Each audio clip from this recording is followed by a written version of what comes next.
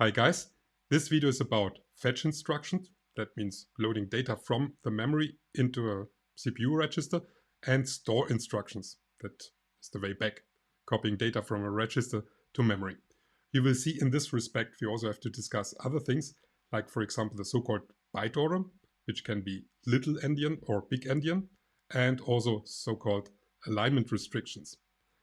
As an application to this topic, I will show you in the end of the video how to implement in machine code a Hello World program. The interface for the virtual memory is the last interface that we have to discuss. And compared to the other interfaces, like for example the ALU, it's kind of simple because we only have two functions for fetching data and storing data.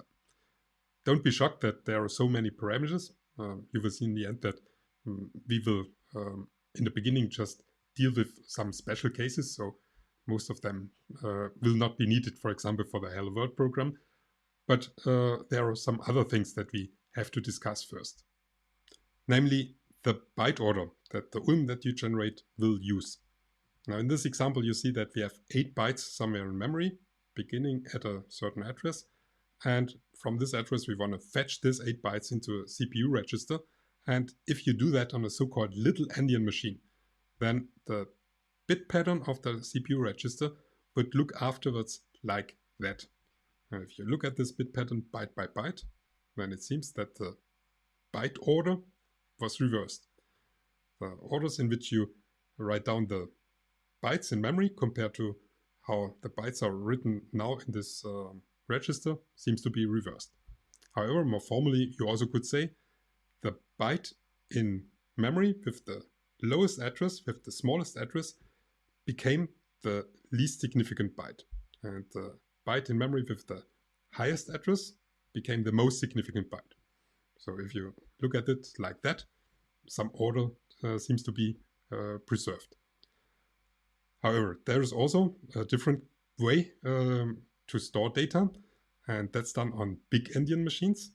If you would do such a fetch operation on a big endian machine, the byte order of the register would look like you saw it in the memory.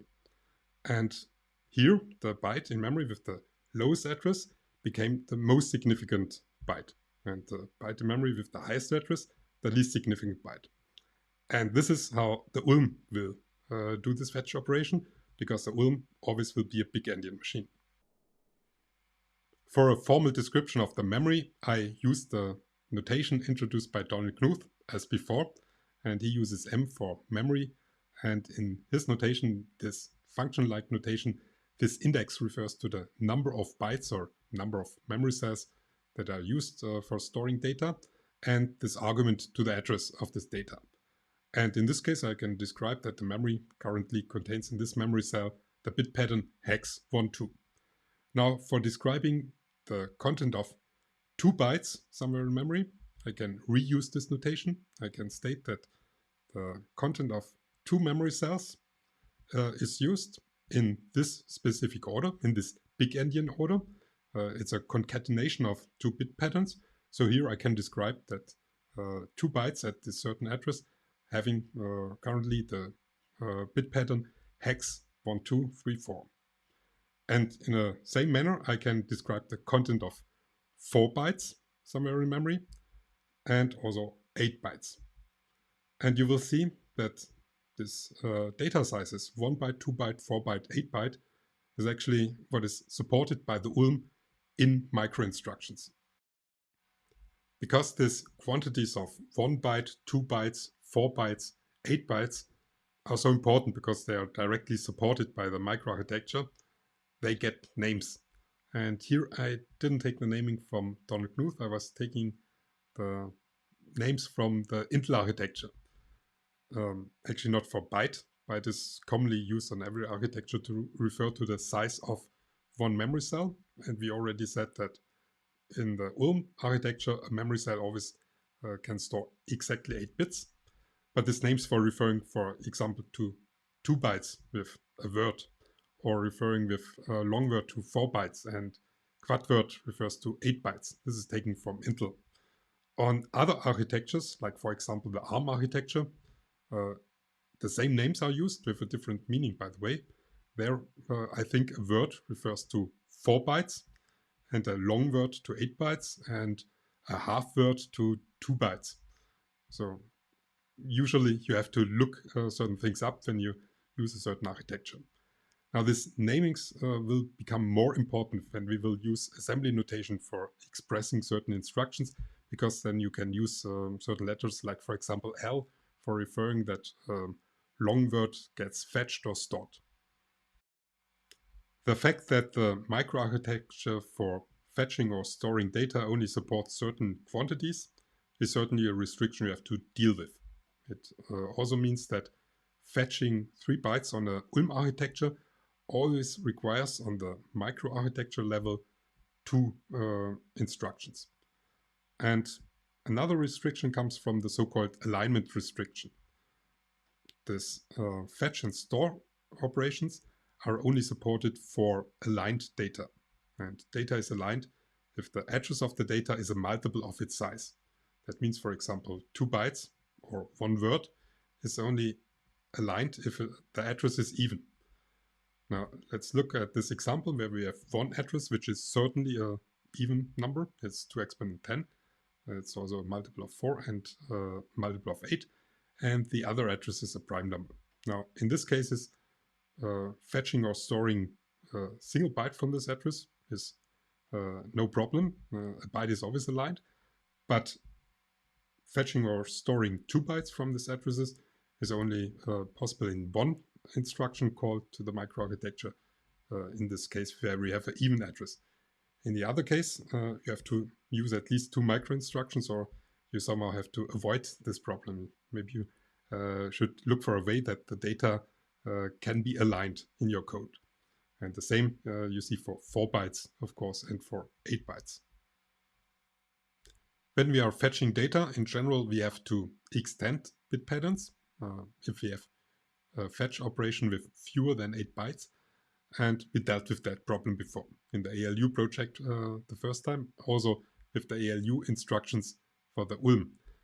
Now, for preserving the integer value, we either have to zero extend it for preserving an unsigned value, or sign extend it.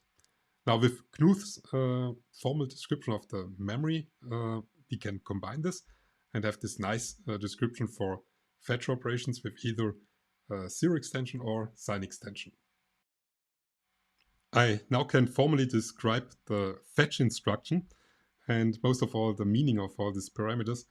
And you will see that most of them are used for representing or for computing the address for this fetch instruction. And the reason why you want to have such a complicated expression for representing the address becomes more clear when we deal with, for example, arrays. An array is a bunch of elements one after each other in memory, and this array has a base address, that's the address of the first element, and then you also know that each element has the same size. So for getting the address of a certain element with a certain index, you can compute this address by taking the base address plus the index times the size of each element. And in this case, the scale parameter would be the size of the element. In the so-called structs, you have, similar to the instructions, several fields one after each other. And every field can have a different size. And then you also want to get the address of a certain field. And for that, you keep track of the base address. That means the address of the first field. And then just remember the offsets for each field. And then you can compute the address of a field by taking the base address plus a particular offset. And this offset in this case would be called displacement. And then you also have arrays of structs, and then everything comes together. Okay, we will deal with that in more detail in some other video. The other parameter that is also needed is used to distinguish between zero extension and signed extension. And then, of course, you also have parameter for the destination register. And at all, you see that certain parameters are expected to be stored in the registers, and others can be passed by some immediate value. Now in the demo, I will restrict myself to a much simpler case, simpler than you can handle in general, where I just fetch one single byte into a register, 0 extended. That means I also don't have to care about alignment restrictions. And this will be sufficient for a simple Hello World program. For this demo, I already prepared a few things. You see I'm in the variants directory of the ULM generator. And here you see I have, compared to the last video, a new subdirectory, which is basically just a copy of this directory from this demo for the jump instructions. But I made a few additions to the instruction set there. Let me show you that. So in this formats, this here is new. I have here this field with 16 bits unsigned. These instructions here are just taken from this jump instruction demo, and this here is new. Now, this instruction here is actually not new to you. You see that this 16-bit pattern specified by the field XY gets 0 extended because it's here declared as unsigned and then stored in register set. Here I prepared this fetch instruction for fetching a 0 extended byte from a certain address into a register, and this address can or has to be provided through a register. So you first have to write an address into a register, and then you can use this fetch instruction. And here you see basically I just copied the declaration from the interface. And now I can fill out the blanks. Just use here 0 for the displacement. The base address needs to be stored in a register. You see this from the declaration. And here I use X, so the address has to be stored in register identified by X. The index will not be used. I will use here a 0-bit pattern because I choose here the 0 register. The scale therefore is doesn't matter, arbitrary. I just use 0. Then I want to have a 0 extension, so ULM 0 extension. I want to fetch 1 byte and I want to store it in the register identified by the field set. Okay, that's it. Now I have a fetch instruction, and now I generate the computer architecture for that.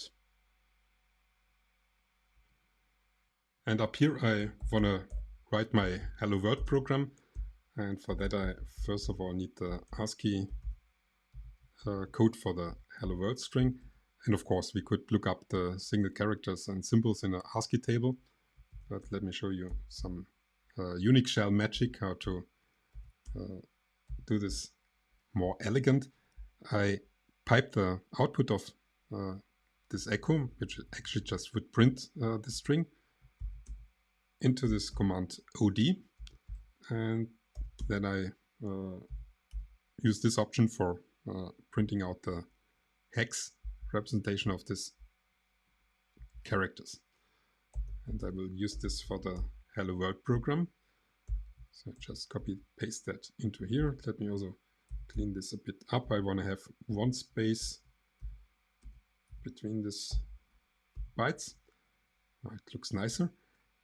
And now I will basically use the same principle for programs written in C, that I first have the instructions, the text segment, followed by the data.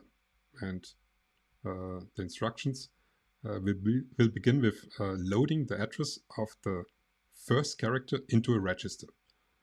So for loading an address, I will use this instruction here with opcode 08. And the address I actually don't know right now, because it depends on how many instructions will be in between here. But I will store, once this problem is solved, the result in register 1. So register 1 will, after that, have the address of the first character. And from this address, I fetch 1 byte, this first character, into a register, into register 2. So I use the fetch instruction. opcode hex09. I want to fetch from the address stored in register 1 byte 0 extended into register set with register 2. And the character now stored in this register I want to print. So I use this instruction here, and these 2 bytes are not needed. And after that I will halt the program, and that's it. And now I have to compute the address of this first character by hand. So this instruction will be, after the program was loaded into memory, be at address 0. So this instruction will be at address 4, 8, 12, 16. And 16 in hex is 0010. And that's it. And now we test this and see if it's printing the first character. And you see it here. You have to look a bit closely because I'm not printing the new line. Now I want to print, let's say, the second and maybe also the third character. So I have to change here this program, and I, of course, could just redo the whole thing, compute again the address of this second character. And of course, this also would change the address here. Or I just somehow think about if I once somehow computed this address here, I want to reuse this information and just increment this address by 1. So I now just use again here placeholders first. Assume that I again can solve the problem to compute the address of the first character. And once that's done, I just increment this. So I need an instruction for incrementing a register. So the new instruction will have this opcode. Use the ULM at 64 instruction. I want to increment something. I use the bit pattern stored in the field X. I want to increment the register content of the register identified by Y, and I want to store the result in register Z. Now let's recompile this first so that we have a new computer.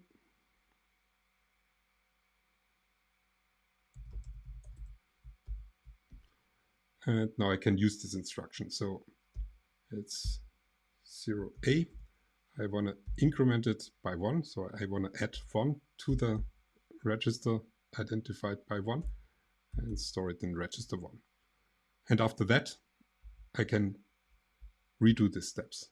I can just copy paste that. And copy pasting something like that is screaming for do it in a loop. And we actually can do this another time. So that would print the first 3 characters. But I first have to actually compute the address of the first character again. So this is at address 0, 4, 8, 12, 16, 20, 24, 28, 32, 36, 40. And 40 in hex, 32 plus 8 is 28. So this should print the first 3 characters. Let's check that out. Yeah. And now we can think about how we could do this in a loop, and also for a general string. If we don't know how many characters the string actually has, it could be an empty string, it could have more or less characters. And there are actually 2 ways to encode the information about the length of a string. You could begin a string with a few bytes that are used for representing the length of the string. That was done, for example, in languages like Pascal. It has the disadvantage that you have to agree on how many bytes are used for encoding the length. If you use just 1 byte or 2 or 3 bytes, then maybe the limitations for the maximum for the maximal length of a string is too restrictive. If you use too many bytes, let's say 8 bytes, it would be a waste if the string just has, like in this case, a few characters. What we will do is what is also used in C, that we use a mark for the end of the string. So I will use here a 0-bit pattern to indicate that this is no longer a character that belongs to the string. And now the idea is the following. You see that certain things are here just repeated to think what actually should be part of the loop and when should we exit the loop. When we load the address, we cannot actually determine whether it's already the end of the string. But after we read a character, the first time it already could be the 0 byte if it's an empty string. So after reading, after fetching this byte into this register 2, we could check here whether it's the 0 byte. And if this is a 0 byte, we would jump to the hold instruction.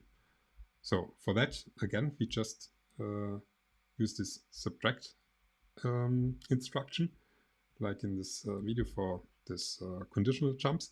And I subtract the 0-bit pattern from register 2 and store the result in register 0.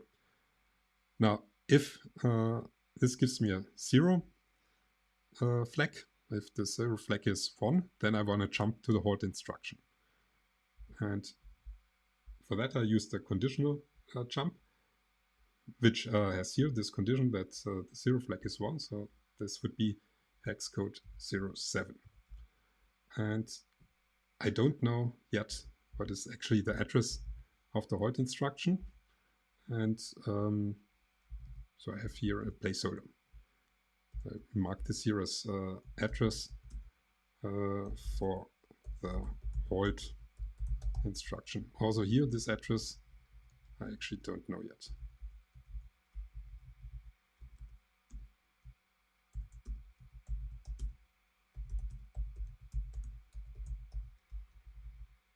Okay. But if this is actually not the case, that we have the 0-bit pattern, then I would print this character. And after printing a character, I have to increment the address for the next character. And then I actually have to jump back to reading a character from there.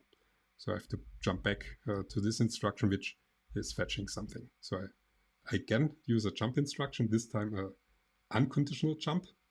So that's here, x04. And then I have to jump back,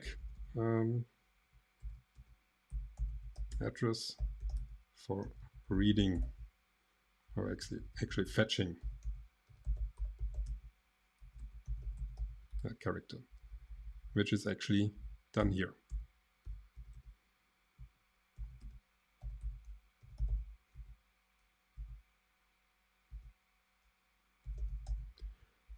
Okay, and this means that here we actually have our hold instruction. And somehow you probably already have the desire that this needs to be simplified, but I want to motivate using assembly code and having things like labels. But now we want to do this old school directly in machine code without help of other tools. Now what can be computed from this now? For example, the first character is now determined. This is address 0, 4, 8, 12, 16, 20, 24, 28, 32. So we have here 0, 0, and this is 2, 0. Now we also can compute the address for the hold instruction. If we are here, we have to jump 1, 2, 3, 4 instructions forward. So like that. And now we have to jump back to the instruction here, from here. So I have to jump back 1, 2, 3, 4, 5 instructions.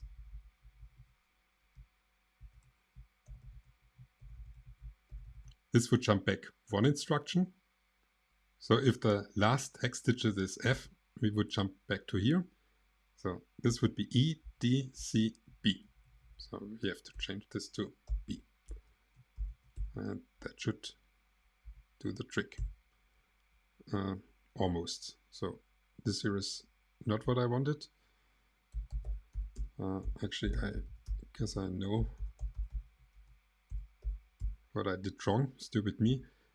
If I would have piped this also in OD, but used the option -A, I would have seen what are the single characters that OD actually gets in ASCII. And then you see that it's also getting the ASCII character / and N, followed by actually a new line. And this new line is not the new line from here. It's the new line generated by echo. If I, for example, would have used the option -N for echo, then echo doesn't produce this new line. And you see this here is gone. So I actually have to use this string here without this escaped or wannabe escaped new line. And then do this again. And then you see, basically I just have to remove these 2 bytes. And now it really should work. So here we go, our Hello World program written in, not assembly code, in machine code. So this is really old school. For completeness, I also want to show you the formal description of the store instruction. First of all, you see that the address is computed the same way it was computed for the fetch instruction. And compared to the fetch instruction, you don't have to deal with 0 or sign extension. The bit pattern of a register is always truncated to a certain size of bytes. And these bytes will be stored in memory. That's it. In class, we not only can discuss these interfaces and reasons for providing it in this form, I also want to discuss with you this Hello World program. How can you represent it in a flowchart? How can you develop strategies to actually write this in machine code? What kind of patterns are repeating themselves in this way to write this program? And you will see this is basically the motivation to go one step further, to use a tool which is doing certain things that we have to do ourselves all the time in a very similar fashion. And this will be provided by the ULM assembler.